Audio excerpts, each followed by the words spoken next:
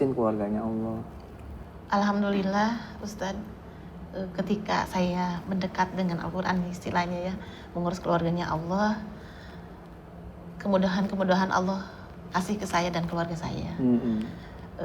Saya pingin umroh, Allah kasih bonus umroh Ramadan. Ramadan juga? Iya, kalau nggak salah tadi aku Betul. tuh dengar sedekahnya pagi, siangnya langsung, subuh. Iya. Sedekah subuh, siangnya langsung dikabarin kalau umroh. Masya Allah. Itu gimana tuh ceritanya? Itu subuh-subuh saya mau pulang kampung tuh, Ustadz gitu. Ciamis? Iya betul. Tiba-tiba di angkot saya turun lagi gitu. Ini kan seminggu mau puasa tuh. Biasa kan saya kalau seminggu sebelum puasa saya ketemu orang tua dulu minta doa, mau Ramadan. Iya betul. Udah gitu, teringat saya di rumah banyak pakaian-pakaian teman saya, baju-baju yang nggak terjual gitu Ustadz. Biasa dia jualan baju tapi nggak terjual. Dia teman saya udah pulang ke Padang. Cuma amanat sebelum pulang, Bu Teti jualin deh katanya gitu. Gimana caranya Bu Teti nanti uangnya transfer ke aku gitu. Saya kan Ustadz ngejualin tuh nggak bisa, bisanya ngasihin ya. Kalau ngejual saya kurang. Jual malah nggak bisa. Kalau ngasih bisa. Gitu. Akhirnya ya udah saya turun lagi dari angkot. Dengan catatan ini ketinggalan bis enggak gitu kan. Akhirnya saya pulang lagi ke rumah, ambil serangsel besar gitu, baju-baju gitu. Dan di situ ada baju anak, baju orang tua, macam-macam lah saya campur gitu. Udah gitu, singkat cerita saya nyampe kampung halaman jam 9 pagi. Udah gitu saya kumpulin anak-anak yatim daerah saya. Saya bilang, Bi, itu siapa aja nih sini yang anak yatim atau janda-janda.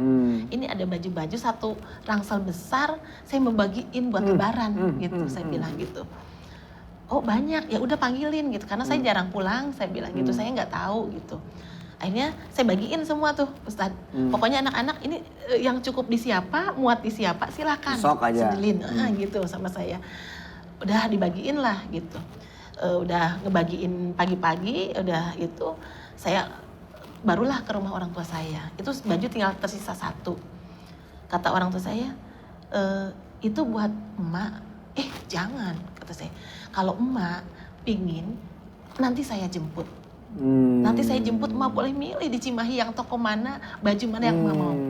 Jangan yang ini. Jangan yang ini, udah sisa. Milih-milih orang, saya bilang. Ini nanti saya mau kasih yang biasa tukang ke sawah, saya bilang gitu. Udah saya itu kasihin, baru saya sampai lagi ke rumah, belum azan duhur, itu udah ditelepon. Bu Teti mau nggak katanya umroh?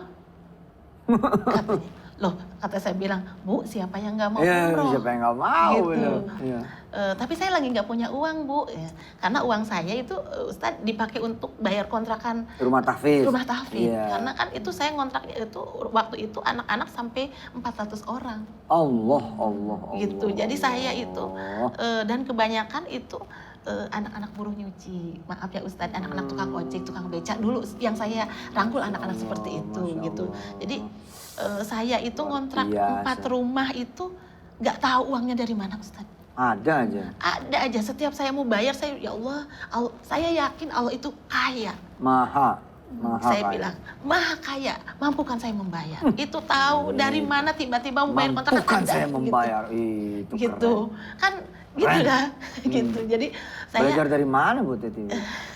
Luar biasa. Jadi saya bilang mampukan saya membayarnya gitu. Allah udah mau ngajarin. Iya, itu tiba-tiba nggak tahu kenapa saya mau bayar kontrakan udah tiba-tiba ada orang yang nyasar, tiba-tiba ngasih amplop isinya uang. Saya bilang gitu, Bu Teti saya minta doain lah. Ini ibu saya nggak sempat pulang, kan ibu saya sakit. Ini tolong, saya nggak kenal Ustadz, itu siapa? Terus dikasih aja gitu? Iya. Itu cukup buat kontrakan? Cuma kasih amplop, di amplopnya namain orang tuanya gitu kan. Tolong doain ini gitu, bareng-bareng sama anak-anak yang ngaji gitu. Alhamdulillah cukup untuk bayar kontrakan gitu. Iya Ustadz. Nah yang umroh tadi dibayarin? Dibayarin Ustadz gitu.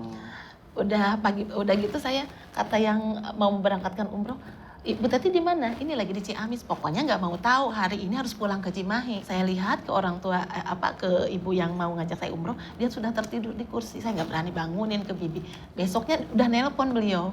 Bu Teti gimana katanya kok malam ditunggu nggak ada? Ya Bu ibu lagi udah tidur. Iya saya nggak berani mengganggu istirahat ibu, saya pulang lagi. Oh ya cepet kesini gitu.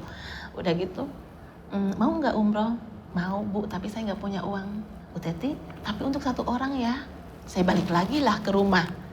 Boleh nggak izin dulu dong ke suami gitu. Ya. Pak, oh jangan kata suami, nanti aja sama bapak gitu.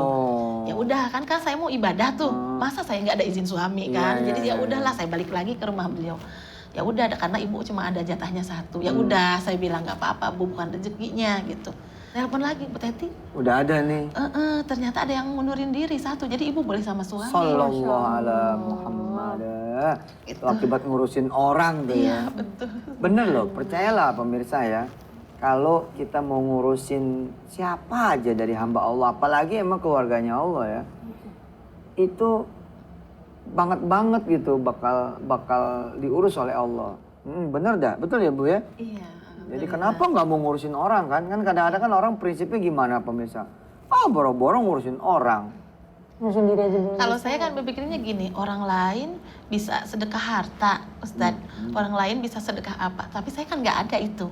Jadi saya punya tenaga dan badan. Badan ini milik Allah, kenapa saya nggak sedekahin buat Allah gitu, Ustadz? Gitu, Tapi ya emang suami dukung ya? Alhamdulillah. Iya, itu juga sebuah karunia juga. Karunia yang terbesar buat saya gitu. Karena banyak pasangan suami istri yang nggak kayak sendal. Iya. Kan sendal kan kanan kiri gitu.